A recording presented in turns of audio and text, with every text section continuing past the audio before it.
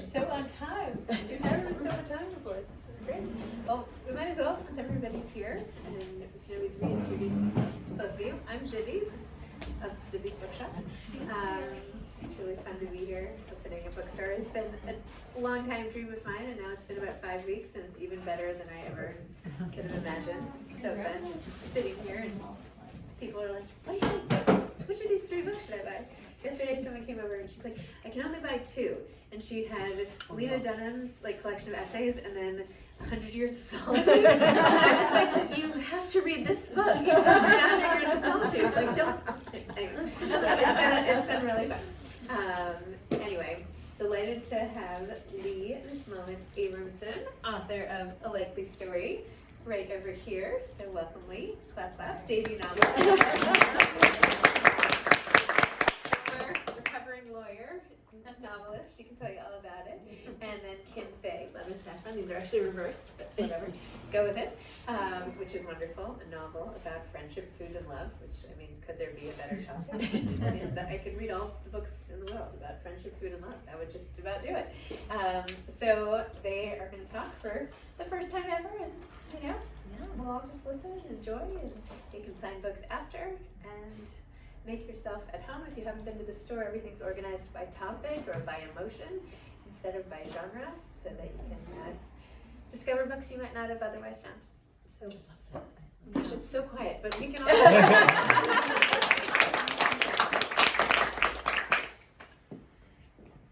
start. Go ahead. So I'm going to be interviewing Leigh tonight. So thank you for being here and coming out. It's sunny now, so we got lucky. But I just wanted to start first by just Leigh having you tell us a little bit about the novel and what inspired it, and then we'll kind of do a deeper dive after that. Yeah, so A Likely Story is about a struggling writer who is the daughter of a famous novelist. And she's 35 and unpublished. Things are going badly for her. Her mother has just passed away, leaving her alone with her father, who's never been an active parent in her life, really. So after a weekend with him at her parents' house, she suddenly does find success as a writer, but her real troubles are only just beginning. So that's sort of, without giving anything away, what the book is about. You talked around every spoiler. That was so good. I was like, how did you just do that? I don't know. But so what inspired the book is I was always interested in writing about a family who all had artistic ambitions of one kind or another. I thought that was interesting. I'm the child of an artist and a writer, so I did have some experience to ground the story in, and that's kind of what was the initial impetus of it. And then, obviously I had to find some kinds of twists and turns to make it interesting. But that was how it kind of started. Because you make it sound, I mean, and it is a family novel, but there's a lot of, not suspense in a thriller sense, but there are a lot of just twists and turns throughout the whole book. Right. So I want to start by talking about the characters, because all of the main characters, I have 3, but there's 4. Poor Brian, I'm so sorry. But each one is unique and begs for, to know more about them in their own way. And so I want to start with the father, who's the novelist.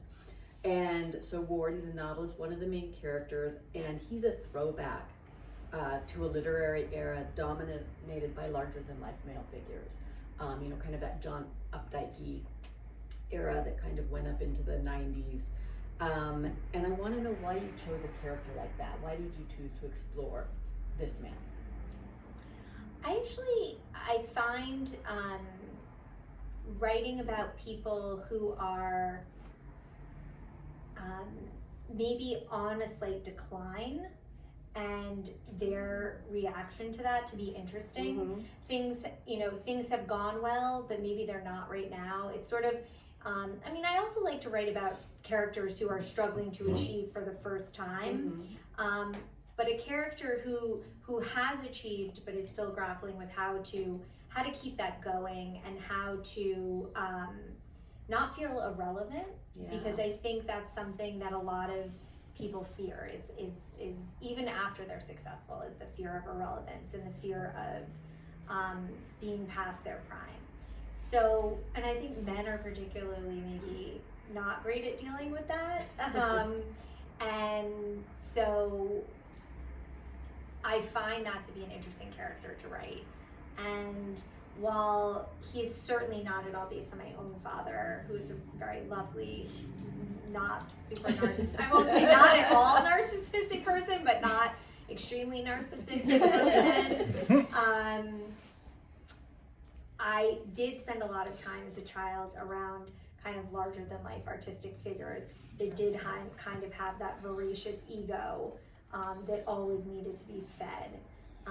So he felt familiar to me when I started writing about him. Okay, that's interesting because I worked in a bookstore in the 90s, and so it just felt very of that, like the early 90s, it felt of the time and of those authors of the time.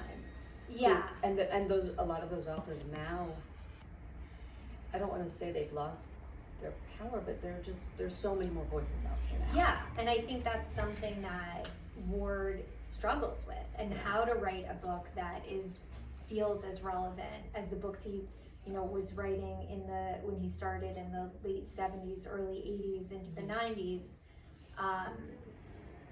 That's something I think he is having to grapple with. Okay.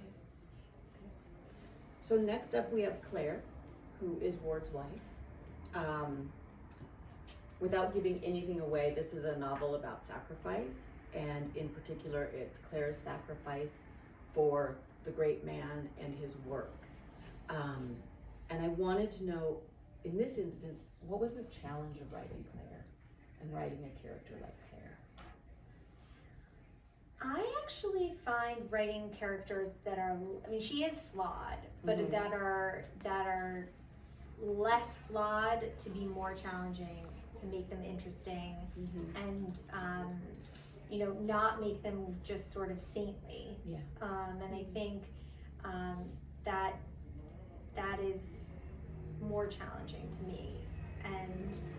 But I think, her flaw is almost, which I relate to, like trying to keep everyone happy, everyone controlled, everyone sort of to keep the peace, but at her own expense, I think. So that is her flaw, and at the end of the book, maybe you feel like she should have made different choices than the ones that she did.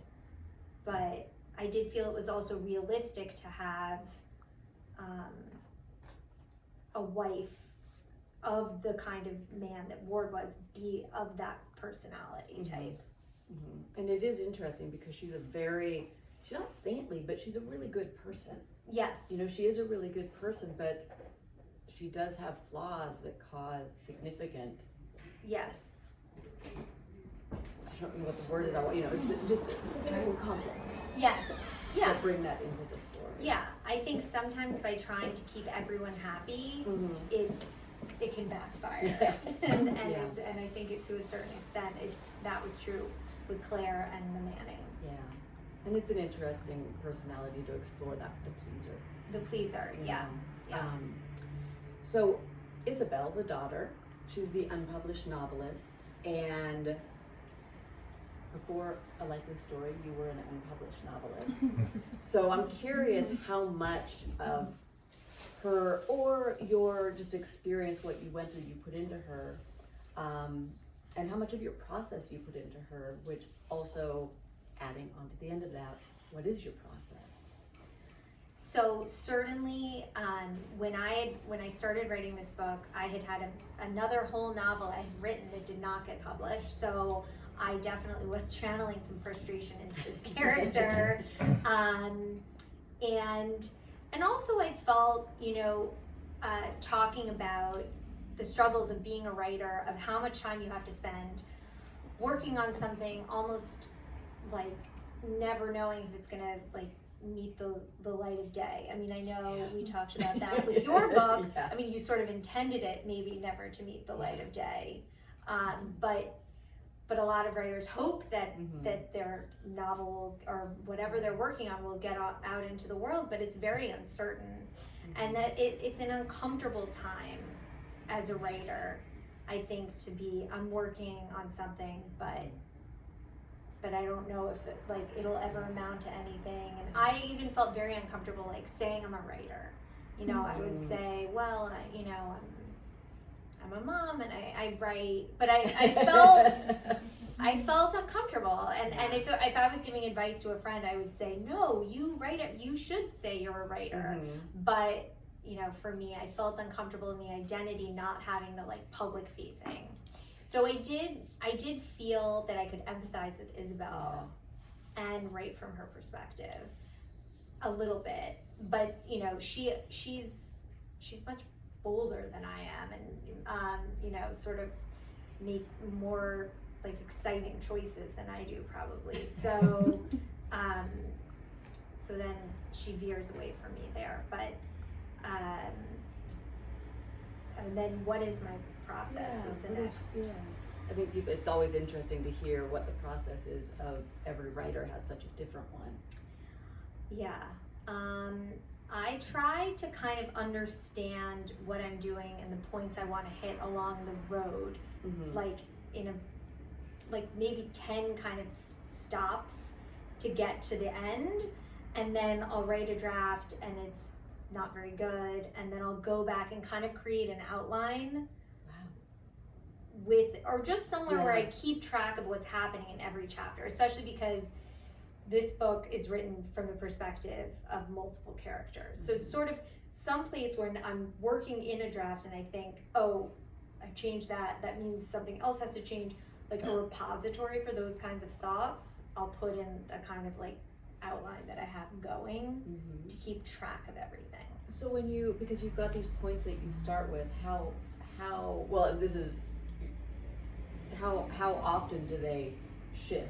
Do you realize you're working toward a point and it just doesn't even make sense? Or yes. Okay. I mean, I could never just sit down and start writing with no outline, or no sense of where I'm going, but often things do shift, or things will come to me and I'll think that's actually a better idea, or so there's a lot of shifting around that goes So you're flexible when you write. I'm flexible. Okay, because I know some people who can write an outline and then just follow the outline, and I just don't understand it.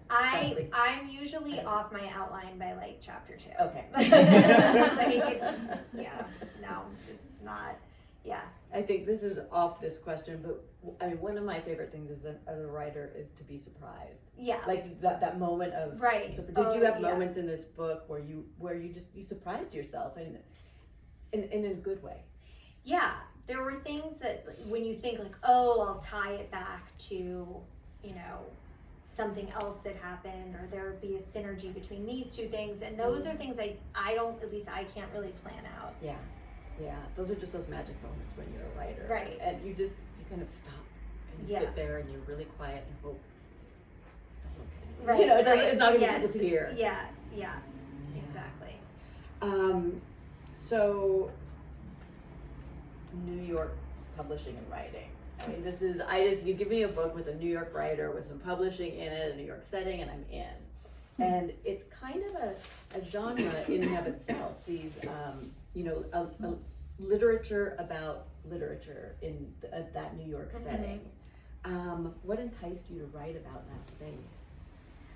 I think I like to write about places that I know. I know New York very well.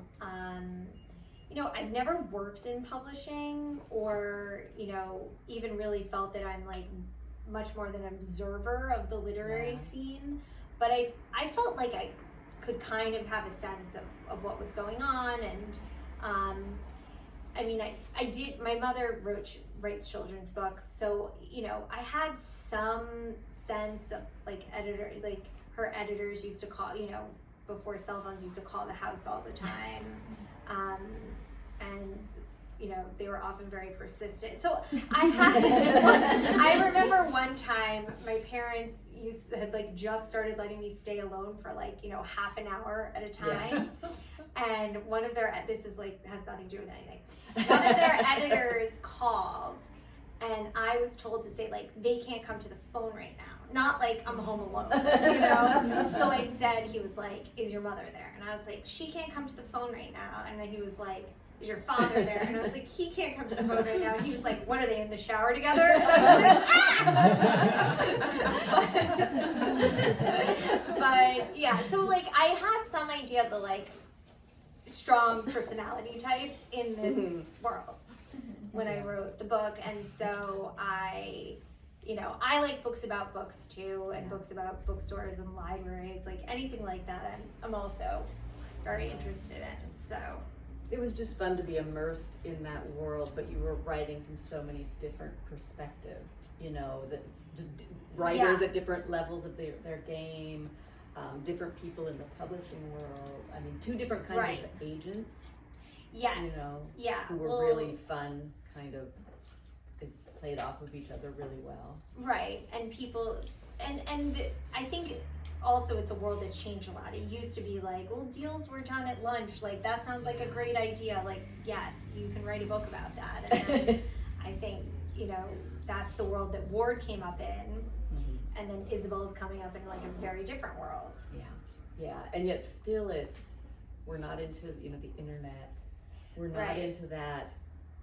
How far, I can't remember the exact date, how far up does it go? Well, it goes till about like 2018, 19. So, okay, so it does that, but but I'm thinking a lot of what is happening in Ward and Claire's world is very pre any kind of technology, any kind of, which also makes it fun to read, you know, because all of those things don't intrude on the story. Story, so. Yeah, I think it's interesting that like I know so many writers who actually like to write in like the 90s because they don't want to have to deal with the technology. Like I don't want, and I agree, which is like begs the question, like is like would we all rather just get rid of it, right?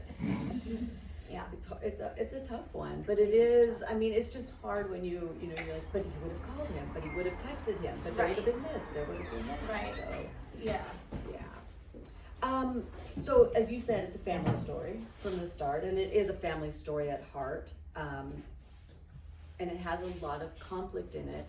But at the same time, you've got a very strong mother and a very strong daughter. And what I found interesting is, despite all the conflict in the book, these two are not in conflict. Not in any, you know, significant way that you usually see in literature, where there's baggage and there's this and there's that. And it was a really lovely relationship to read. I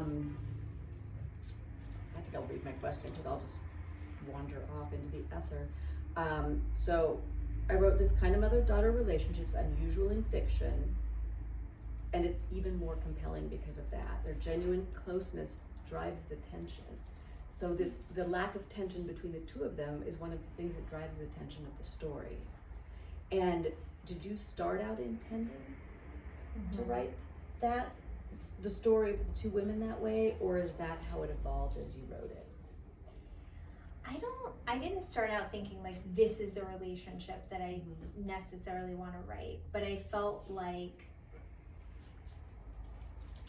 the mother has to be like, you know, I decided who she was, you know, early on, that she sort of really did put her daughter first and motherhood first, and when there are conflicts for her in the book, she chooses her daughter. So that was something that was important to me. And I also felt like Isabel isn't the most likable person a lot of times in the book, but she does really love her mother. And I mean, I think she feels also she didn't appreciate her enough, but she does appreciate her mother.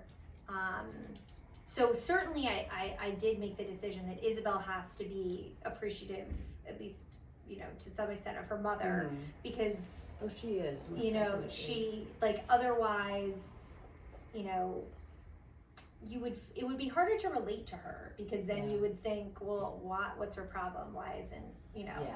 So I think that was important to me, to kind of have that be part of. But as to her unlikability, Mhm. I don't think it's hard to read her because we know why she's unlikable. Yes. I mean, it's very clear the dynamic that she was brought up in with her father. It's not that she's unlikable, it's that we just get to see all the issues that she has because of this upbringing. Right. Yes. Yes, I think that's true, and I hope that people will empathize with her. That even though she's in sort of a rarefied position, she's really seeking parental approval, which is pretty universal. Yeah. And I think that's, makes her more empathetic. And I think Claire's struggle is that she's trying to figure out if she can make up for being like the best parent ever, the kind of not great parent. Can you make up for one parent who's not bad by being so amazing yourself? And I don't know. Yeah, it's that compensation. It's the compensation. The one, yeah. especially when the other parent has no interest in even attempting to be part of that. Right, or think there's a problem. Yeah, exactly. Well, I think we actually talked a little in advance, so. But we did talk about, because we're a funny pairing, our two books, let's just say they're really not alike at all. Our novels, I loved Kim's book so much, and if you haven't read it, I would recommend it. I read it in like 2 days. It's just thank you. Such a precious. We're talking about Love and box. Saffron. Yes. As opposed to my surprise first novel that I haven't seen in a bookstore in a decade, which was very exciting. Never know. Kim, talk about what your book's about. Yeah. So my novel is about two women in the early 1960s. There's a young woman who lives here in Los Angeles, and she's actually based on a real person who lived in Los Angeles, a friend of mine, and she's a budding food writer. And she writes a fan letter to a woman in the Pacific Northwest who writes a magazine column. And the young woman's in her 20s, and the other woman is just on the verge of turning 60. And the two of them start a correspondence. And over the course of the next couple years, this friendship grows between them. And it kind of takes them through the times, it takes them through the Cuban Missile Crisis, it takes them through the Kennedy assassination, but it also takes them through their own growth. The younger woman is growing into her career, and the older woman, through their friendship, is discovering sides of her life that she never even knew existed. It's very food-centric. It's very food-heavy. And it was well, I believe you wrote yours during the pandemic as well. But mine was actually spurred by the pandemic. I started writing it on the first day of lockdown here in LA. And I actually started writing it for the friend who it's about, which was why you said I hadn't intended to publish, because I didn't, it was written for her. As opposed to this book, which I spent 14 years on, and then many more years before it went to book. So I've got 14 years, 3 months. Yeah. Those are my two books. But we were talking about the one similarity that there is in the books is we both created relationships between women that are really special. Because yes, And I would say that's a kind of a maternal very bond relationship that Very exists much between so. them. Very much so, and that caretaking of one another. Yeah. But I also think with Isabel, I think that I guess I was surprised that you called her unlikable, because I didn't find her unlikable. I found her a loving daughter to her mother. Yeah. And I found her just a bit of a pain sometimes because of her situation, but I didn't see her as an unlikable woman. But just it is a little rare to have those kinds of relationships in fiction. Yeah. No, I think that's true. I think people, often that's a ripe area of conflict to explore. Yeah. So it is interesting when the conflict and tension comes from outside of that relationship, which is the case in both of these books. And brings them closer rather than pits them against one another, which was really important to me in writing this. Right. But also like grappling with the loss of that relationship. Yeah. Which is part of, a lot of, I think that's also a vein that is, you know. It is, now I'm gonna cry because the woman the book was based on passed away last month. And that is that relationship, because she was 90 and I'm in my 50s. And so there's a bit of a parallel there. You know, but she was the pioneering young woman, but then she, I guess, was the older character to me in my life. But how nice that she got. She did. We actually had an event together in December together. And she was on fire. Yeah. Absolutely on fire. We actually didn't know she was 90 until she died.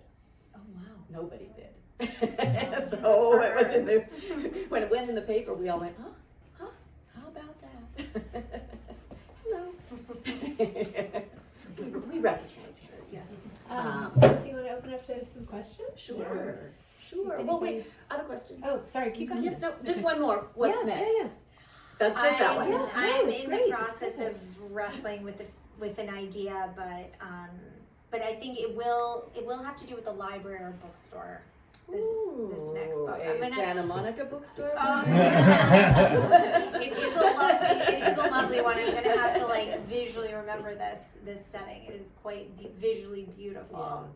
But I'm going to continue in that, and also set in New York, and also about women.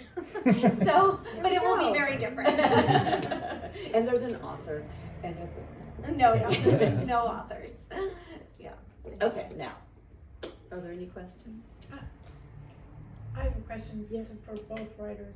I'm just always fascinated about when and how you get the work done, particularly when you have children, because you mentioned you were a mother. And I'm fascinated by that. Yeah, it's difficult. I mean, I try to do it when they're at school, but you know, they're sick all the time and there's always something. So it's hard. And I think I do the best I can. I've learned not to be precious about it. You know, before I had kids, I was like, let me like turn off my phone and light a candle and blah. And now it's like, all right, like let's just get this done. And I think that's just kind of, and I write a lot of non sequitur kind of emails to myself when I think of something, but I'm like giving the kids, you know, I'll just write an email to myself. Like, That's really smart. Put that in. And like if someone saw my emails, they'd think I was like insane, because they often sound very weird, you know, like it'll be like There are many personalities. Right, it would be like, remember, put in like the Dorito in the teeth. Like it's just something that will jog my memory of something that I need to write. So I do that, and I also just have decided that I'm going to be like forgiving of myself, that I'm relatively slow. that's great. Yeah. I don't have children, so that does weed out one distraction. But I do have a full-time job and other full-time commitments. I write every morning from 6 to 8, and I do it with a friend. We text one another so that there's accountability. So you just text, you say, I'm starting, and one of us says go, the other one says going, and then we just put our phones down, and then an alarm goes off. And so that at least gets you your 10 hours a week. And then sometimes I try to write on the weekends, but it's not always possible. But I find it's more the consistency. Yeah. Like if you could do an hour consistently, you'll Yeah. get momentum going. But if it's all broken up, that's the hard part. I agree. 10 hours, if you can do it all in a row, you know, the 2 hours in It's a a row, that's luxury. actually, that's great. It's a huge luxury. Yeah. I found when I was unemployed, I wrote less. But being employed, I'm like, okay, you've only got this pocket of time. Find out where you're gonna put it. Because when I was employed, I'm like, well, I can write tomorrow, and then I just didn't. Right. Which is why that book took 14 years. Having a whole day is almost like intimidating. That's what the Dorland Writers Retreat is for in San Diego. You go to a cabin for a week and stay down there. That would be nice. Yeah. So. I have a question for you. So you said you wrote a novel before that didn't get published. Would you go back to that one? I don't think so. You know, I did find my agent through that novel, who I love, and that was great. She warned me when she took me that it was going to be like a hard sell. So, I don't think so. I don't feel an urge to go back to it. I think it might feel dated. So I think the answer is probably no. Though it is tempting now that it's done. But it's almost Yeah. like that novel's a university course. You know Yes, what I mean? It's yes. like you write It's it like and you learn you're just- so much you- from that you do, process. yeah. Of, I also am glad that I had it because I think now starting another book, if I had only written this one, I'd be like, well, what if I can never do it again? oh, that's interesting. Yeah. Because Yeah. now I'm like, well, I have done it Yeah. twice, you know, Yeah. only once, I guess, successfully, but Well, it the does first time mentally was successfully feel. because the first time brought you to the second Yes, book. I mean, you true. can't. Yeah. I just feel like. Yes, it's true. So, yeah. I just want to thank the bookstore because I felt like this is very lovely and unique to put these two books and the authors together. And otherwise, I would never read these two books one next to The other. the other because after you were saying that these two books may not related, I found like they're very related in terms of the core Mhm. relationship, Yeah. like maternity relationship, mother and daughter. I felt like your book between Joan and the older lady are kind of. Oh, you've read it. Oh, Oh yeah. yeah. Like you just pulled Joan out. Oh. and also I think that's a Thank kind you. of a mother-daughter relationship. Yes.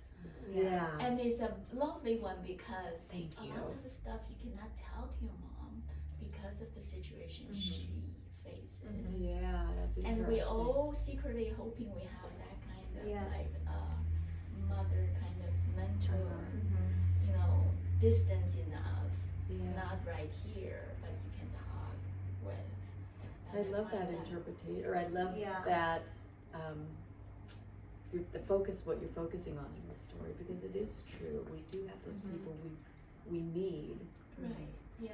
because we love our moms, but Yeah, and I also that you know the encouragement and acceptance from her definitely like made Jones more brave to move Yeah. forward and come out and then have the kids and then you know be Yeah. together with him. yeah. And I thought that was very beautiful. Thank I you know. so Whenever much. I'd read like the Joan, then like I would turn the page and be like, I hope Imogene says this. Yes. And then she always did. And it was like, yes, you know, don't tell her, you know, whatever. I won't give anything away, but Yeah. it's like But support her. support her always. Yeah.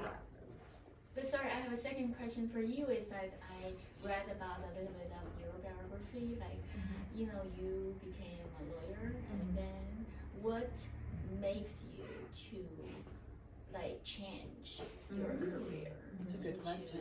a writer, and also you didn't write anything related to legal or like legal thriller, but you Well, chose. well, I did make Brian a lawyer.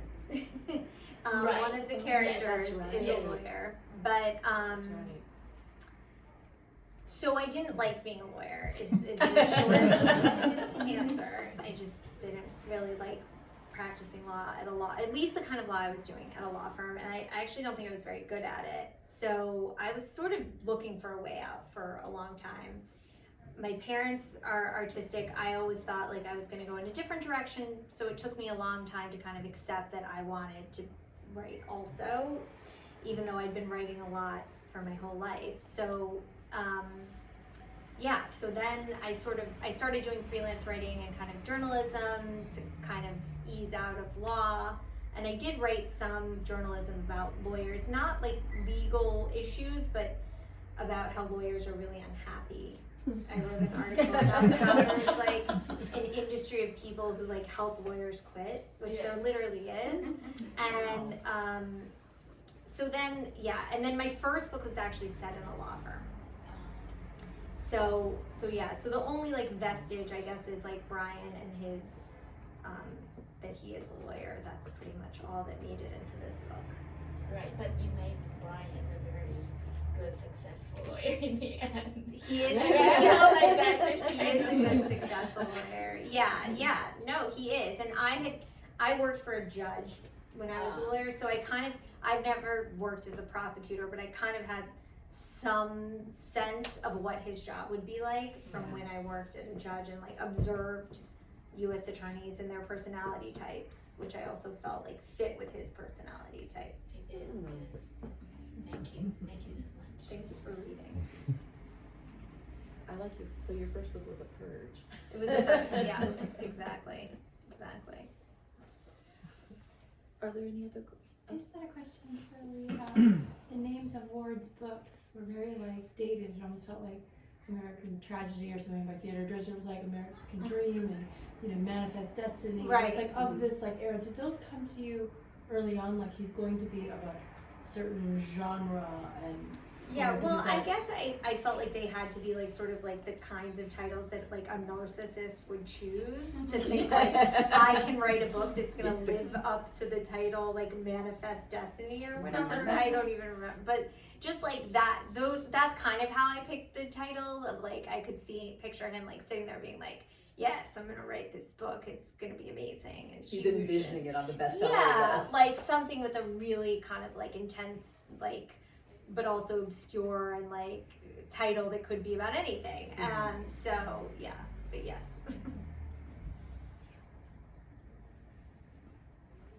Any other questions? How long did this one take? It took probably I worked on it for about 2 years, and then COVID happened, and then I didn't work on it at all for like 6 months because I was dealing with Zoom school and everything. I'm sure you know about that. And then I went back to it and worked on it like about another 6 months, and that's when I put in there's like a book within a book element, and that's when that went in, and then that was Did you kind of know it. the book within a book element was going to be there? I was kind of trying to get away with not writing it, like just referencing it, and then Okay. when I went back to it after 6 months of not working on it, I was like, obviously I need to put it in because if I'm the reader and I'm reading this book and they're like, oh, there's this other book that's amazing, but you don't get to like Yeah. a sampling of it. Yeah. So then I had to figure out how to fit it in, how to make it distinct, and Plus, it was fun to put the puzzle together. I mean, I think that Right. that really lent itself to creating suspense because you're following it and going, wait, exactly how does this fit and where is this going to come out in the end? Yeah. so that Kyle. So this is for both of you. What was the process like, and how much? Oh, I already said that. Did what? You tell me what I was. They already did the process. That's right. Not what I was gonna say. Take two. What was the process like? And how much say did you both have in designing the covers for the books? You're talking about publishing. I don't know. Oh, well, let's just see. I'm going to go back to my first novel because I cried so hard when I got the cover. I cried and cried and cried. I still won't show anybody. I don't put the hardcover out. I love my publisher actually admitted they were wrong and gave me a beautiful paperback cover. It was a weird cover with like a woman's head and there was lots of hair. And if you've ever been to the tropics, it's like, what? It was just gross. And then this cover, they gave me the first thing they wanted, and I cried. I cry a lot, and I cried for that one too. But I had my editor is amazing. She didn't understand at first why we wanted my agent and I wanted something different. But the more we talked about it, and she understood the parts of the story that we felt were important, that's when they came up with the food cover. And so I'm very happy with it. But covers are a weird process. They're just like, it's weird. Because it's like you give somebody your baby and then they paint all over it. And you're like, what did you just do to my baby? Yeah. Make it wear weird clothes. I mean, the first cover that they proposed was like a desk with a computer on it and like a vase, and it it looked Like- very boring. Like Photoshop? No, it was like a Or painting clip-on. of a desk with Oh. like papers and like a vase, and it just looked very boring. So then we had like a lot of conversations and you know, about what the cover should be. At one point, my father, who's an artist, got involved. He actually started printed out the cover, started painting on it to show them what it should look like. Sent it back to them. It was like, just let me get on the phone with the art director. And I was like, I don't even know how to explain like how much that's not gonna happen. And then at my book party complained that he didn't do the cover. So it was a lot. that's It was very fantastic. emotionally like charged for me, because then my dad's like, why, like, what, you just need to do this and tell them to do this and and finally there was a few, and we got to this one, which I actually love. And I think this is a fantastic it is cover. so good, but it did take a lot of like back and forth and showing very specific examples of like books that we liked, and you know, it was not like, oh, this is the cover from the start. But, it is just a strange. It's just like for me, I don't know whether that's what's your intention for the design of that. For me, I feel like this is a house she grew up with all the books, and also the house that she met with her dad later on. And I think Yeah. I think, and the door opening is supposed to be like intriguing. You know, it's the story. It's right. Yeah. Yeah, I love that cover. Yeah. Because it's a little bit, you have to look at it a little bit. There was to another really- version with water in the background instead of sky. Okay. But That's weird. You can't get books wet.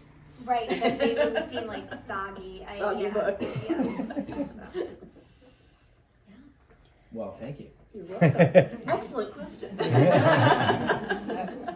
is what happens. Sorry if you had already answered that question. I shouldn't have said anything. We can fight about this later. But the word Anyway. process did come up, so just Okay. so right, it just okay. in Zibby's defense. Well, you know, the reason I asked is because, you know, Zibby has this publishing company, and every so often she'll send me, you know, the next, you know, book that's being designed, and send me like 15 different covers and say, what do you think? And, you know, we'll go through it all. And I just find it so fascinating because it's really the first, you know, It is. thing. Yeah, I have a friend. It's the thing we're all supposed to not do is judge a book by its cover, but we all do. Well, I have you a know? friend who she is an avid reader. Her husband is not, and she has an Instagram called "My Husband Judges a Book," or I don't know what it's called, but "My Husband Judges a Book by Its Cover." And she just will give him one of her books, and then he will proceed to attempt to figure out what it's about. Oh, that's so funny. And he is never anywhere near what, no matter what the book is, he's never anywhere near it. I think I spend a lot of time thinking about Yeah, of course. cover design and all of this, and I like to pretend I'm a designer, and then I'm like, oh no, and I literally She's today- actually great. Thank you. She's I really need to great. like take a class or something, but I'll like put the cover they designed in Canva, and then I'm like, well, what if? Oh, they must love that. Knockout person. Anyway, I spent like an hour doing this with my whole team on Zoom, and I was like, this is such a waste of time. You had 2 books going today. I was fascinated. That was why it was so on my mind. But I think that one thing that happens sometimes with books, and this happened with a book I read recently, is it makes total sense if you're really deep into the book. Right. Like when you know what the book's about Yeah. and all the funny things and references and like Yeah. then you see a cover that somebody who's read the book produces and you're like, that's genius. But you Yeah. forget that the person who has no idea what the book's about might have a totally different impression of the story, even though it like is very clever once you finish it. Right. And there is something nice about finishing a book and being like, oh, now I get Now it. I get that. But I don't know, can you really afford that risk? No. How do you guys feel about that? Same thing with the title. Same thing with Yeah. the title. Yeah. Yeah. So I saw a cover today, and someone on Zibby's Zoom said, well, after they read the book, they'll get the cover. You know? That's And I was like, interesting. well, what if they're just in this bookstore? Like, what the heck does that mean? Then it has to appeal. Right. he's like, what were the drips? You Right, know? I said, what are the What drips? are the drips? Look, it's You go, oil. well, after you read it, you'll know that was oil. We went in a different direction. There you go. I actually said when they gave me this cover, I said, can I at least write an egg somewhere because there were no eggs. There was so much food in the book, but there was no egg. And I said, I know it's literal, but I'm just gonna put an egg right here if you don't mind. So now there's an egg in the book. Love that. What about titles? Is there a similar process, or do you come Yeah. up? Also, like a long, messy process, I think. I mean, this book was originally called The Writer's Daughter, which I liked, but and then it went through a lot of iterations. And Is that what you came up this. with first? I came up That with was like your Writer's working, Daughter. your working That's title. what, yeah, Yeah. that was my title. And then there was discussion about various other titles, and we settled on this one, which I really like, and I think is the right title now. But yeah. Mine we spent months trying to come up with a title for my first novel, and there were like Drunken Nights, and there's these lists that are like 20 titles long and it just took forever until it fell into place. Yeah. Which is weird because you would think it's not like this magical title, but it just takes a while to find the thing that feels right. And I was actually working on a book last year, and I couldn't work on it because I didn't have a title that felt right. And it was weird. It was weird to work on a titleless book. Yeah. We've changed like all the titles. Yeah, I I think think there that's are like 2 so Yeah. far that Love and might Saffron's seem the to- original title, but That's I a would, great title. but I would have. Thank you. I would have changed it if my editor wanted to. That was just the working title, and they were happy with it. Yeah. So that one was the original It's just one. like we remember It is. title. It's easy, Yeah. and it's got a word that stands out. And Yeah. it gets your whole body like reacting to that, right? Your saffron and Yeah. love and Oh, that's so true. you You're my new publicist. Okay. Or hired. Well, for the next one, Zibby has a real knack with covers and titles. So if you need any help. And he is my publicist. Yeah. Anyway, thank you both so much for coming. Thank you. you so much.